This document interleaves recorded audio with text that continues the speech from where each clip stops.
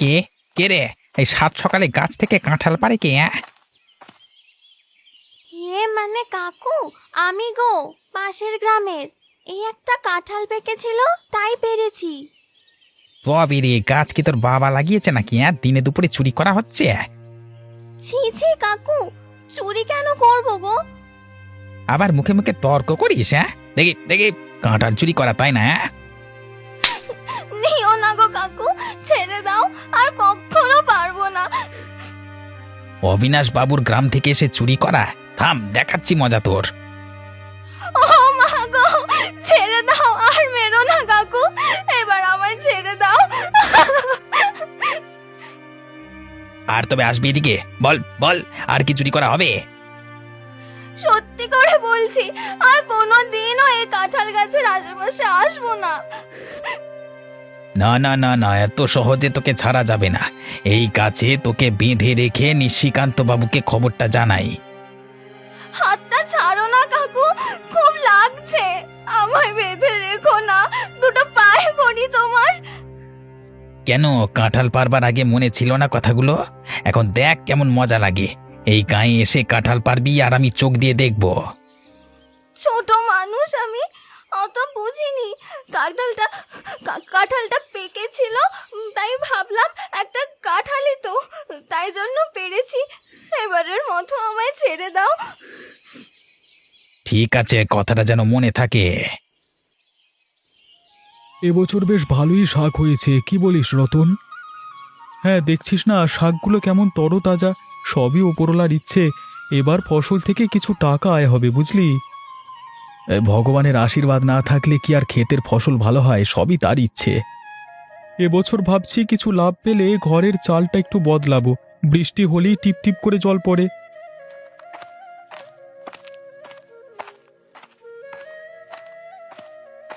কি রতন, গোপাল, দুই বন্ধুতে ফসল তো ভালোই ফলিয়েছ, বেশ ফলন দেখা যাচ্ছে। আগে বাবু, আপনার আশীর্বাদে ওপরওয়ালা এবার ভালোই ফসল দিয়েছে। আপনার জমিগুলো পেয়েছি, তাই জন্য একটু করে কমে খেতে পাচ্ছি। না না, এ কি বলছো? সব ভগবানের ইচ্ছে, আমি তো নামমাত্র। তোমরা ভালো থাকলেই আমি শান্তি পাই। বাবু, সত্যি আপনার তুলনা হয় না। আপনি না থাকলে আমাদের যে কি হতো। আপনি আমাদের ভগবানের কাছে পাওয়া আশীর্বাদ। কাজ করো, তবে পরিশ্রম করলে আরো ভালো হবে তোমাদের। চল ভাই রতন, আজকে অনেক বেলা হলো, সেই সকালে না খেয়ে বেরিয়েছি, খুব খিদে লেগেছে। হ্যাঁ হ্যাঁ, চল তবে। আজকে রোদের তেজটাও বড় বেড়েছে দেখছি, এদিকে আমারও খিদে লেগেছে। আবার বিকেলবেলায় আসবো ক্ষণ, শরীরটাও আজকে খুব ক্লান্ত হয়ে পড়েছে।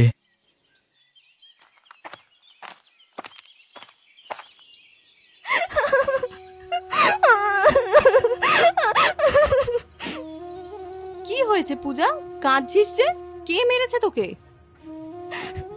আমাদের গায়ের ওই তেমাথার কাঁঠাল গাছে একটা পাকা কাঁঠাল পেরেছি, তাই জন্য খগন কাকু খুব মেরেছে মা। দেখি দেখি। ইস, হায় ভগবান, গায়ে দাগ বসিয়ে দিয়েছে পুরো। সামান্য একটা কাঁঠালের জন্য কেউ এভাবে মারতে পারে একটা বাচ্চাকে? অনেক করে বলেছি, তাও শুনলো না গো। থাম থাম থাম, তোর বাবা আসুক, দাঁড়া। এর একটা বিহিত করতেই হবে। তোকে কি চোরের মেয়ে পেয়েছে নাকি ওরা? কই গো, কি হয়েছে, এত চিল্লাচ্ছ যে? আরে দেখো না, একটা কাঁঠাল পেরেছে বলে ওই গায়ের খগের মেয়েটাকে কি মারটাই না মেরেছে। কই দেখি দেখি, এভাবে মেরেছে ওই খগেন? এর একটা হেস্ত নেস্ত করতেই হবে। জানো, আমাকে মারার সময় বলছিল অবিনাশের গা থেকে এসেছিস এ গায়ে চুরি করতে। ও, তবে খগেনের মনে এই ছিল? এতটুকু বাচ্চার সঙ্গেও হিংসে? শোনো, আমি কিন্তু বলে দিচ্ছি, এর একটা বিহিত কিন্তু তোমাকে করতেই হবে। ছোট পেয়ে এইভাবে মারা, এর একটা শিক্ষা ওকে দিতেই হবে। তার বলতে, তুমি নিশ্চিন্ত থাকো, আমার মেয়েকে মেরে ওই ঘাড় তেরা খগেন বুকে বাতাস লাগিয়ে ঘুরবে। হ্যাঁ, দেখছি সব। বলছিলাম, অবিনাশ বাবুকে একটু জানাবে নাকি গো? তা তো জানাতেই হবে। তুমি একটু পূজাকে নিয়ে থাকো, আমি একটু রতনের বাড়ি যেয়ে বিষয়টা বলি।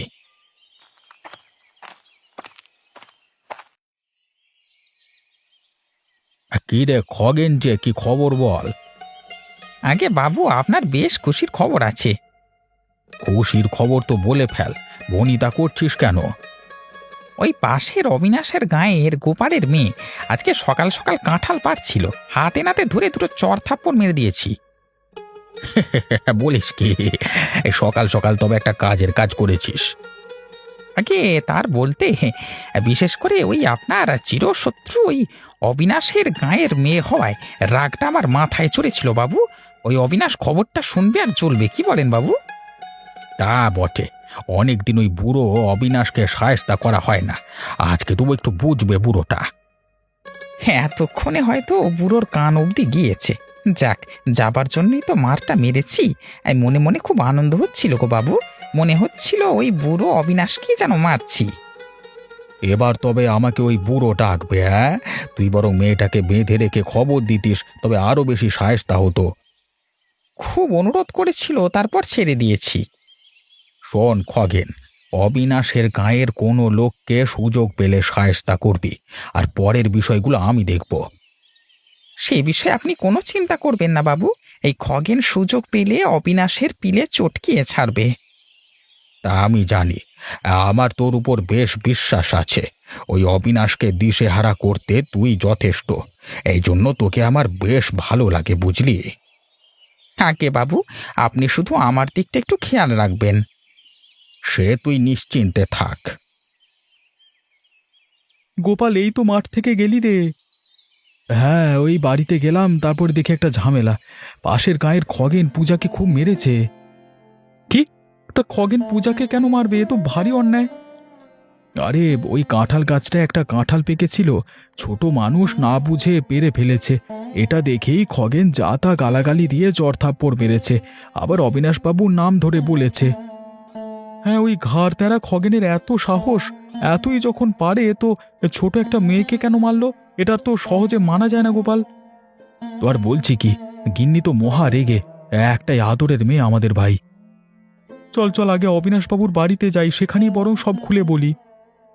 কিন্তু আমি ভাবছি ওই খগেনকে আগে মারবো, তারপর না হয় অবিনাশবাবুর দ্বারস্থ হব। তা তো করা যায়, তবে আমাদের সুখ দুঃখে অবিনাশবাবু পাশে থাকে, তাই বাবুর কাছেই আগে যাওয়াটা ভালো হবে।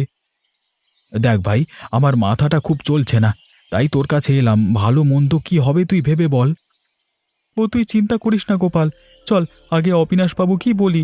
বাবু নিশ্চয়ই এর একটা বিহিত করবেন। ওই নিশিকান্ত আমাদের গাঁয়ের লোকেদের বড়ই অশান্তিতে রাখছে। এটার একটা সঠিক বিহিত না করলে দিন দিন এই অত্যাচার বাড়তেই থাকবে। সে আমি বেশ ভালো জানি, ওই নিশিকান্তের ডান হাত হয়ে কাজ করছে খগেন চাটুকারটা। তবে চল অবিনাশবাবুকে বিষয়টা আগে জানাই।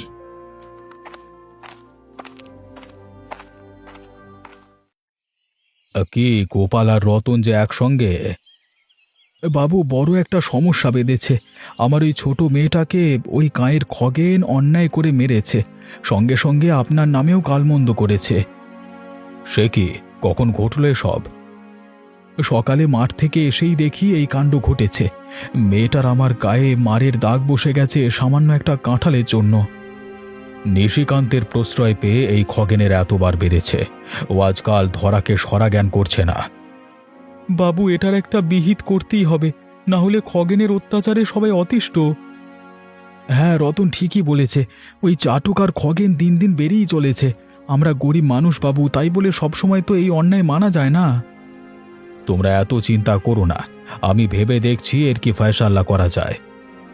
আমাদের মাঠে কাজ করে খেতে হয় বাবু, আপনি থাকায় কিছুটা ভরসা নিয়ে থাকি। আপনি ছাড়া আমাদের দুঃসময়ে কেউ থাকে না। মেয়েটা আমার এখনো কাঁদছে, খুব ভয় পেয়েছে। তা তো পাবেই, অত বড় দামড়া একটা লোক এতটুকু একটা মেয়েকে মারধর করলে তো ভয় পাবেই। নিশিকান্তকে দিয়েই খগেনের বিচার করাতে হবে। নিশিকান্ত যেমন প্রশ্রয় দেয়। শোনো, অন্যায় করে কেউ টের পায় না। আমাকে তো নিশিকান্ত আগে থেকে হিংসে করে, কিন্তু এতে সে কি সুবিধে পায় আমি জানি না। তবে নিরীহ মানুষদের উপর নির্যাতন করলে আমি ছেড়ে দেব না। দেখুন বাবু, কি ভালো হয়, কিন্তু ওই খগেনের দম্ভটা এবার পতন করতেই হবে। তোমরা নিশ্চিন্তে বাড়ি যাও। হ্যাঁ রে খগেন, এদিকে একটু শুনে যা দেখি। কি হলো বুড়িমা? হঠাৎ যে বড় ডাকলে? সেদিন ওই গাছের তলায় কি হচ্ছিল একটু শুনি। বুড়ো হয়ে গেছি, চোখে একটু একটু করে দেখলাম। ও আর কি বুড়িমা, অবিনাশ বুড়োর গায়ের গোপালের মেয়ে কাঁঠাল চুরি করতে ধরা পড়েছিল, তাই একটু উত্তম মধ্যম দিলাম আর কি। তা কতটুকুন মেয়ে একটা কাঁঠাল না পেরেছে, তার জন্য ওইভাবে মারতে হবে কেন শুনি? ও তুমি বুঝবে না, অবিনাশ বুড়োর গায়ের মানুষগুলোকে আমার সহ্য হয় না। কেন রে মুখ পোড়া, ওরা তোর কি ক্ষতি করেছে? এই তোমার এসব কথা রাখো তো বুড়িমা, এসব নিয়ে তোমাকে বুঝিয়ে কাজ নেই। হ্যাঁ, তা কাজ থাকবে না কেন? কিভাবে মানুষের ক্ষতি করতে হয় তা বেশ বুঝিস। দেখো বুড়িমা, ওই বুড়ো অবিনাশকে শায়েস্তা করাই আমার কাজ। অবিনাশ কি তোর বাড়িতে আগুন দিয়েছে যে ওর ওপর তোর এত রাগ? সে তুমি বুড়ো মানুষ, অত শত বুঝে কাজ নেই, তুমি বরং তোমার কাজ করো। হ্যাঁ, শোন খগেন, বেশি আর বাড়াবাড়ি করিস নে, ভগবান এসব সহ্য করবেন না। আমাকে সে জ্ঞান দিতে, অত জ্ঞান দেবার প্রয়োজন নেই বুড়ি। ঠিক আছে, যা ভালো বুঝিস কর, তবে বিপদে একদিন তোকে পড়তেই হবে, এই আমি বলে দিলুম।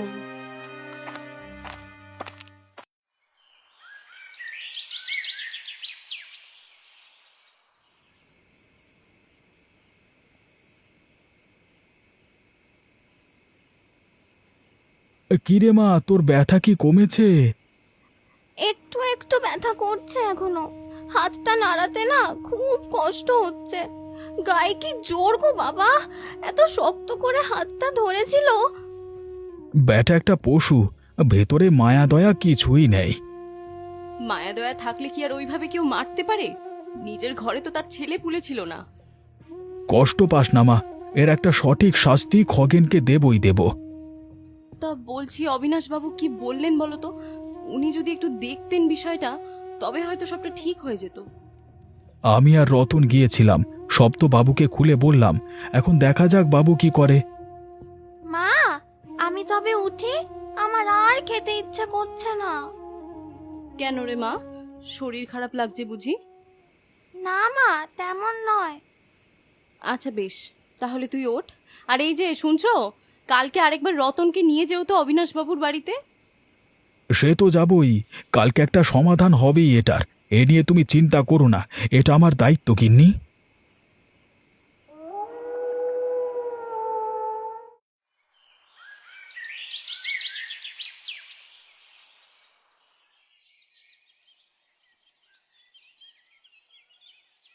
বাবু, আমায় যে হঠাৎ ডেকে পাঠালেন, খুব জরুরি কথা আছে বুঝি। গতকাল যে গোপালের মেয়েকে মেরেছিস তার নাকি বিচার করবে ওই অবিনাশ, তাই তোকে ডেকে পাঠানো আর কি। আমার তাহলে এখন কি হবে বাবু? এবার আমার বিচার করতে চাই তো আবার এরা। এত ভয় পাবার কিছু নেই, ওই বুড়ো অবিনাশকে নিয়ে আমি অত ভাবি না, তুই নিশ্চিন্তে থাক। এই গোপাল শেষে বিচার ডাকলো, এত বড় সাহস! এর ফল ওকে কড়ায় গন্ডায় দিতে হবে বাবু, আমিও খগেন। তুই একটু শান্ত থাক খগেন, ওই গোপালকে অবিনাশ কতদিন সাহায্য করে আমি দেখব, যেদিন চিপায় পড়বে ঠিক আসতে হবে আমার কাছে। এবার তবে গোপালকে নাকের জলে চোখের জলে করব বাবু। আমাকে গোপাল চেনে না, আমার সাথে এত বড় সাহস দেখানো। আর শোন, দু একজন লোক আশেপাশে রাখতে হবে, ওরা যেন কোনোভাবেই এই বিচার না করতে পারে, প্রয়োজনে লাঠি দিয়ে ঘায়েল করব। বিচারটা হবে কোথায় বাবু? আমার এখানে আবার কোথায়? তুই কি ভাবিস আমি অবিনাশের বাড়িতে যাব? তাহলে তো আমার আর চিন্তা নেই, এতে বেশ ভালোই হলো। আমাদের এখানে এসে ওদের তো আর গলা বাজে শুনবো না। কালকে অবিনাশ যখন আসবে ওকে কিভাবে অপমান করা যায় তা ভাবতে থাক, ওই বুড়োকে অপমানের খুব শখ আমার। এই খগেন থাকতে নিশ্চিন্তে থাকুন আপনি, আমাকে তো চেনেন আপনি, ওদের সাহস কত, এ দফা রফা আমিও করব বাবু। যা তবে, দেখ চারিদিকের কি খবর, একটু চোখ খোলা রাখ। ঠিক আছে, তবে আমি চললাম আজকে, কাল তবে আবার আসবো।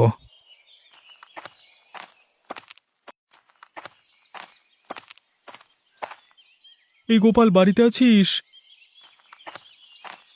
কি ব্যাপার এত সকালে তুই?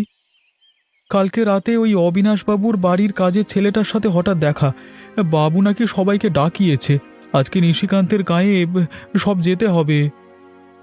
ভাবছিলাম আমি যাব, তবে তো ভালোই হলো। নে নে চল তবে বাবুর বাড়িতে আগে যাই, আগে বাবুর সঙ্গে আলাপ করে নি। হ্যাঁ বলছিলাম পূজাকেও বরং সাথে নে, ওই খগেন তো এসব স্বীকার করবে না সহজে, ওকে আমি ভালোভাবেই চিনি। তুই ঠিকই বলেছিস, পূজা মাকে না নিয়ে গেলে ওরা মিথ্যে বলবে, ওরা সুবিধের লোক না। পূজাকে ডাকতে হবে, লতা বৌদি না গেলেও চলবে, কি বলিস? হ্যাঁ পূজা গেলেই চলবে। মা পূজা, কই একটু বাইরে আয়। হ্যাঁ বাবা, বলো, কিছু বলছো? তোকে যে একটু যেতে হবে সঙ্গে মা, ওই নিশিকান্তের বাড়িতে আজকে বিচার নিয়ে যাব, তুই একদম ভয় পাবি না। না বাবা, তুমি থাকলে আমি কেন ভয় পাবো? চলো তাহলে, ওই পাজি খগেন কাকুর একটা উচিত শাস্তি চাইবো। হ্যাঁ চল তবে, আগে অবিনাশ বাবুর বাড়িতে যাই।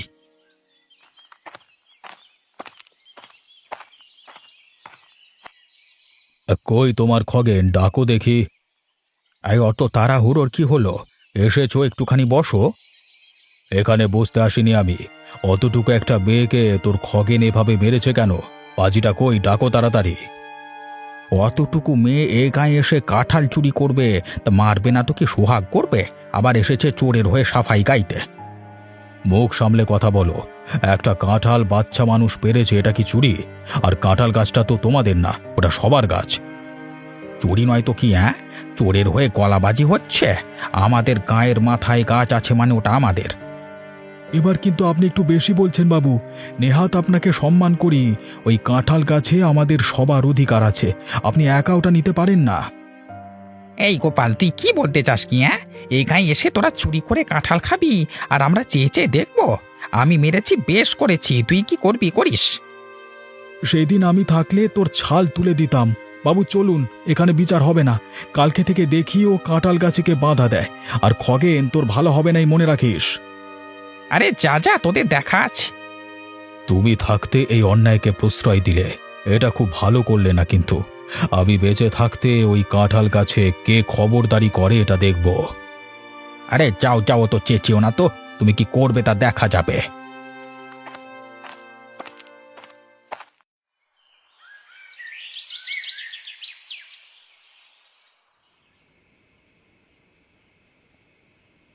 খগেন, তুই আবার এত রাতে যে?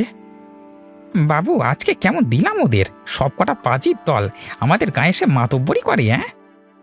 হ্যাঁ, আজকে ওই অবিনাশ বুঝে গেছে নিশিকান্ত কি জিনিস, এখানে এসে করবে বিচার। বলছিলাম বাবু, ওদের ওই কাঁঠাল গাছে খুব লোভ, দেখি ও গাছ কিভাবে থাকে। একটা বুদ্ধি আঁটতো, ওই গাছের কাঁঠাল খাবার স্বাদ ওই ছোট লোকগুলোর মিটিয়ে দিতে হবে। অত বুদ্ধির কি আছে? ওই গাছটা কেটে দিলেই তো সব ঝামেলা চুকে যায়, না থাকবে কাঠ, না থাকবে কাঠি। কিন্তু গাছটা কাটলে কেউ যদি দেখে ফেলে, তবে তো ঝামেলা পাকাবে। আপাতত ওটা আমার ঘাড়ে ছেড়ে দিন, আমি ওটা দেখে নিচ্ছি। তবে সব ঠিকঠাক করে ফেল, দেরি করে লাভ নেই। ছোট লোকগুলোর কাঁঠাল খাবার স্বপ্ন ধূলিসাৎ করে দে। আজকে রাত্রি ওই কাজ আমি সেরে ফেলবো, কালকে সকালে পড়ে থাকবে শুধু ডাল পাতা। হি হা হা। দেখি সাবধানে করিস, কেউ যেন টেন না পায়। এই গাছের কাঁঠাল খাবি খুব শখ, তাই না? দেখ, গাছটাই আর পাবি না, আমি বিচার করব। কে কে ওখানে? এই তোরা কে রে? এই মরার বুড়িটা আবার কোত্থেকে আসলো? এত রাতেও ঘুমায়নি কেন?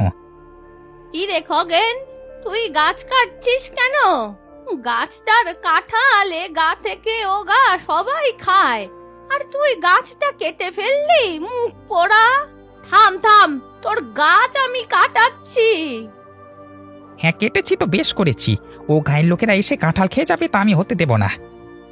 তবে রে মুখ পোড়া, ওই তোরা কে কোথায় আছিস, এদিকে আয়, দেখে যা কি কাণ্ড ঘটিয়েছে। আরে কাউকে ডেও না গো বুড়িমা, সবাই জেনে গেলে বড় সর্বনাশ হয়ে যাবে আমার। এই তোমার পায়ে পড়ছি। না না, সেদিন এক কাঁঠালের জন্য অতটুকু মেয়েকে মারলি, আর এখন তুই রাতের অন্ধকারে লুকিয়ে গাছ কাটবি, আর আমি ছেড়ে দেব? কাল সকাল হোক, তোর একটা ব্যবস্থা করে ছাড়বো। খুব বার বেড়েছিলি তুই। আর করবো না এমন বুড়িমা, এবারের মতো আমাকে ছেড়ে দাও, তুমি আর কাউকে ডেকো না। ডাকবো না বলছিস? তোর শাস্তি পেতেই হবে। এমন ফলবান গাছটা তুই কেটে ফেললি, তোর পাপের ঘরা পূর্ণ হয়েছে। পাজি কোথাকার! এই, কে কোথায় আছিস? এই পাজিটাকে ধরে ফেল। কাল সকালে সবার সামনে তোর মুখোশ খুলবো। ইয়ে মানে সর্বনাশ করো না বুড়িমা, আমি আসলে হিংসে করে এসব করে মানে ভালো মন্দ ভুলে গেছিলাম আর কি, ছেড়ে দাও। সেই ভুলের মাসুল এবার কড়ায় গন্ডায় দিবি।